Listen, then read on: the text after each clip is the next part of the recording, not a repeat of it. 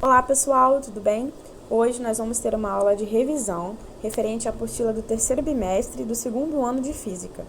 Eu sou Glenda e um dos temas que nós vamos abordar vai ser usinas termoelétricas e hidrelétricas. Bom, essas duas são os tipos de usinas elétricas mais comuns no país. E elas funcionam de forma similar, precisando de um impulso que gira uma grande turbina acoplada a um ímã, que em seguida gera energia por meio de um gerador ou bobina.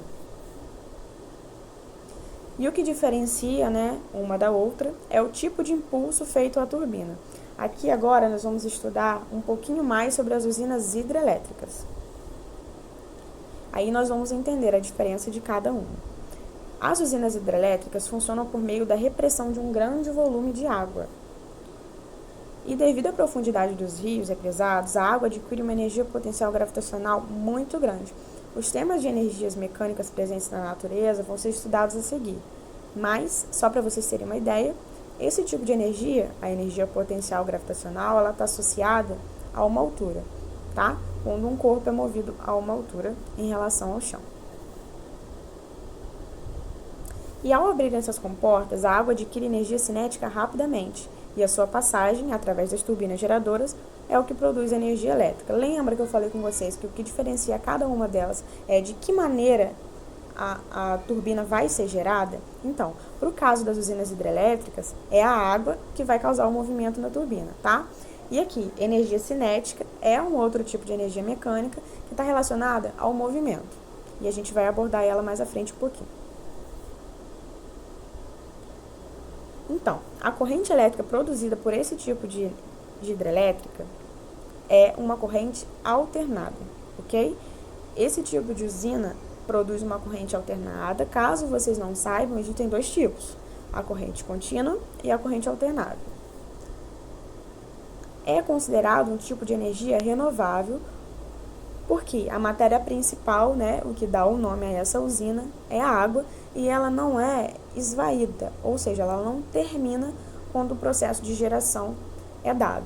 O que pode causar um questionamento, o que a gente vai abordar, são os impactos que uma construção de uma usina hidrelétrica pode causar na comunidade, na biodiversidade e na fauna do local. Agora, abordando um pouquinho sobre as usinas termoelétricas. Ela é toda e qualquer energia, produzida por uma central, cujo funcionamento ocorre a partir da geração de calor, resultante da queima de combustíveis sólidos, líquidos ou gasosos. Daí, gente, dá para perceber um pouquinho o quanto pode ser prejudicial, Queima de combustível, a gente já pode associar com os carros, com emissão de poluentes por fábricas. A queima do combustível propicia o aquecimento de água armazenada no reservatório, o que, forma um vapor, que por sua vez é direcionado para as turbinas do gerador, responsável pela produção de eletricidade. Então, gente, o que vai causar o movimento do gerador vai ser, nesse caso, não mais a água, e sim o vapor, no caso a água também, só que no estado gasoso, gente? E esse tipo de energia não é considerado como uma energia renovável, justamente porque os combustíveis, ou seja, a matéria-prima, ela se acaba no final da produção, tá? Porque os combustíveis sólidos e líquidos vão entrar em combustão. Agora, falando um pouquinho da capacidade de geração de energia das usinas hidrelétricas. As usinas hidrelétricas no país dão ao Brasil a posição de terceiro lugar do país com o maior potencial hídrico do mundo. Muito bacana, gente? E as usinas hidrelétricas, em virtude disso, correspondem a mais de 60% de toda a energia elétrica gerada no território brasileiro. Ou seja, é um ciclo. Por termos muitas usinas, isso, acaba gerando, ao país, com certeza, dele ser um dos grandes, possuidores de recursos hídricos no mundo, porque não há possibilidade de se ter muitas usinas hidrelétricas se a gente não tem grandes recursos, Muito interessante porque o Brasil ele possui esses recursos, mas a França ela não possui. E a maior parte da geração de energia lá é oriunda de usinas nucleares. Bacana, E aqui eu botei um quadro com um quantitativo mais ou menos para a gente ter uma noção de quanto, né, de energia que essas usinas hidrelétricas geram. Bom, a de Itaipu gera cerca de 14 mil megawatts, Belo Monte mais de 11 mil, São Luís dos Tapajós mais de 8 mil e Tucuruí um pouco mais de 8 mil também. Bom, considerando, né, gente, a capacidade de geração de energia das hidrelétricas, gente, é muito alta. Então, acaba que, mesmo ela trazendo algumas mudanças, alguns intempéries para a localidade, ela acaba sendo, né, em virtude do país ter muitos recursos, uma opção muito viável. Agora, falando da capacidade de geração de energia elétrica das usinas termoelétricas. Essas usinas, né, são muito comuns no Brasil, em razão do seu baixo custo. Isso gera mais de 24%, né, de toda a energia elétrica no país. E o que são originadas desses 24% de usinas termoelétricas, ok? Comparado, né, gente, aos 60% das usinas hidrelétricas, temos um número baixo, mas que é considerável, né? É relevante em virtude do seu baixo custo e do seu tamanho. Bom, até o ano de 2019, o Brasil conta com um número de 3.008 usinas termoelétricas, capazes de gerar cerca de 40 mil megawatts de potência, isso elas somadas, tá? Os impactos sociais, locais e ambientais, os custos e a eficiência de uma usina hidrelétrica. Bom, ao ser finalizada, a usina hidrelétrica de Belo Monte fornecerá 11 mil megawatts de energia e será a segunda maior do país, atrás apenas da usina de Itaipu, que tem capacidade, né, como vimos, para produzir 14 mil megawatts.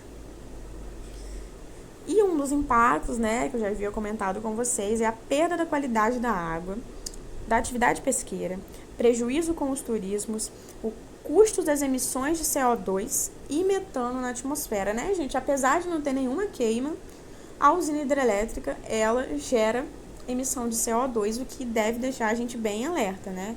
Que é um dos grandes geradores aí do aquecimento global.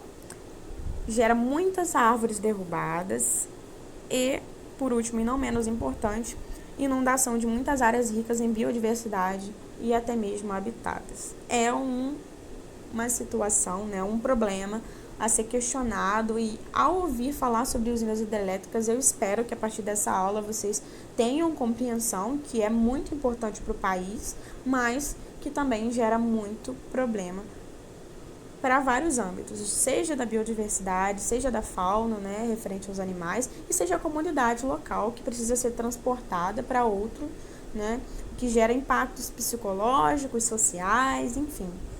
Bom, espero que a partir de agora vocês tenham como debater e criticar, seja construtivamente ou não, a construção de usinas hidrelétricas e o tamanho que elas tomaram no país. Agora, né, falando um pouquinho sobre as usinas termoelétricas. Essas usinas, né, são muito rápidas para se construir, o que facilita a transmissão da energia, porque elas também podem ser construídas próximas às regiões de consumo, ou seja, não necessitando, né, reduzindo os custos com a construção de linhas de transmissão de torres, por exemplo. Bom, os impactos, ela gera grande liberação de poluentes, né, gente? Em virtude da queima dos combustíveis, que é a sua principal fonte. Tanto para queima como para geração de energia, ou seja, ela não utiliza só os combustíveis para queima, mas para geração também há uma utilização desses combustíveis. E outro fator negativo, né, gente, é o aumento do efeito estufa em virtude dos poluentes gerados e emitidos na atmosfera, o que com certeza vai gerar um aumento no aquecimento global.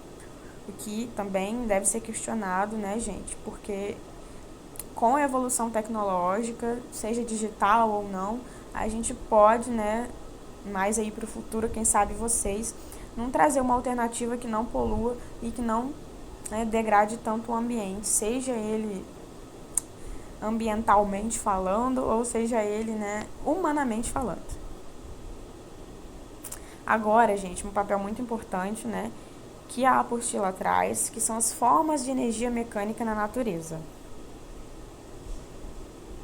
Existem 3, e eu vou começar falando da energia cinética. Ela está relacionada com a massa e com a velocidade do corpo, mas eu quero que vocês compreendam uma coisa aqui muito importante que vai ajudar muito a vocês a compreenderem esse tipo de energia. Ela está relacionada à velocidade, né, gente? Concordam comigo que quando a gente está com uma velocidade igual a 0, a gente não está se movimentando. E quando a gente está com uma velocidade diferente de 0, seja ela alternando, ou seja, com uma aceleração, ou seja, ela se mantendo constante. Essa energia, ela é dada pela massa vezes a velocidade ao quadrado dividido por 2. Vocês concordam que se a gente está com uma velocidade igual a 0, a gente não tem energia cinética, certo? Por quê? Se a gente está com uma velocidade igual a 0, a gente não tem movimento. E como ela está relacionada diretamente ao movimento, se a gente está parado, não existe energia cinética, ok? O outro tipo de energia é a energia potencial gravitacional. Antes de falar um pouquinho da energia potencial gravitacional, eu vou fazer um apanhado rapidamente sobre o que é energia potencial. A energia potencial, ela tem uma capacidade de armazenamento de energia. O corpo, ele não precisa se movimentar para que seja munido de energia potencial gravitacional ou o outro tipo que é a potencial elástica, ok? Então, vamos lá. É aquilo que ainda não é, mas pode ser. Ela tem potência para vir a ser alguma coisa ou causar alguma alteração no sistema. Essa energia tem origem na atração gravitacional, tá? E vocês vão entender mais à frente por quê. E ela depende da altura que o corpo se encontra, de sua massa e da gravidade local, como eu tinha citado anteriormente. Sua fórmula é dada por energia potencial gravitacional, é massa vezes a gravidade vezes a altura. O outro tipo de energia potencial é a energia potencial elástica, e ela tem origem na ação de uma mola que pode exercer sobre o corpo. Depende da constante elástica da mola e do deslocamento. Inclusive, eu queria, mais à frente, fazer um vídeo com vocês abordando essa questão da constante elástica da mola, o que é muito interessante. Bom, a energia potencial elástica, ela é dada por 1 meio de kx ao quadrado, em que k é essa constante elástica que eu disse, e x é o quanto ela contraiu ou quanto ela se esticou. Isso para a mola, ok? Agora, um outro tema também, dessas energias mecânicas, que é a conservação dessa energia. Isso é um tema muito importante. Toda energia relacionada ao movimento de corpo é mantida constante. Bom, quando a gente fala de conservação, significa o quê? Que em um determinado sistema, a energia não foi dissipada, ou seja, ela não sofreu ação de forças dissipativas. Para esse caso, é um caso muito restrito. Na verdade, na realidade, ele não é real, ele não acontece. Mas a gente toma a conservação das energias mecânicas para o estudo dos fenômenos aqui na física teórica. E uma coisa muito importante, é uma consequência dessa conservação, é que torna verdadeira essa igualdade para uma situação hipotética, em que a energia inicial é igual à energia final. Energia cinética inicial mais energia cinética final é igual à energia potencial gravitacional inicial e a energia potencial gravitacional final, tá? Essa é uma situação hipotética que eu gerei para vocês. Um carro em movimento, com energia cinética, e depois ele passa a ter uma energia potencial gravitacional, adotando que ele parou 1 milésimo de segundo aí no topo do morro, e depois ele retorna a ter energia cinética. Não houve dissipação para esse caso, por isso que essa igualdade é válida.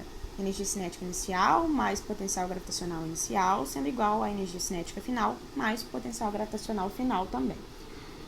E agora, abrindo um parênteses aqui para vocês, quando as energias são dissipadas, ou seja, quando a conservação da energia mecânica não é válida,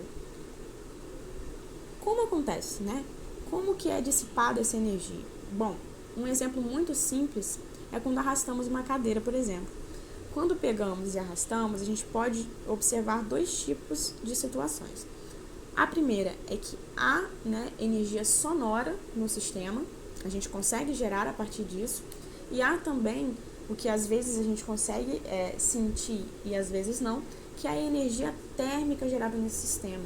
Esses dois tipos de energia são as formas de energias dissipadas, ok? Então, quando a conservação de energia não está sendo válida, a dissipação ocorre, ou seja, as energias de início não são as mesmas do final, mas elas são dissipadas de uma forma, e essas formas, né, uma ou mais, são energias térmicas, que é o calor, e energia sonora, que é o som que ouvimos. Eu gostaria de agradecer muito a presença de vocês, né? Espero que tenha dado para compreender um pouquinho sobre essa apostila, dado uma revisão básica. Esse é um tema muito bacana da física, né? E que a gente pode criticá-lo, compreendê-lo, debatê-lo.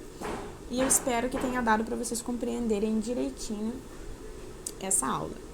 Obrigada e tenham um bom dia.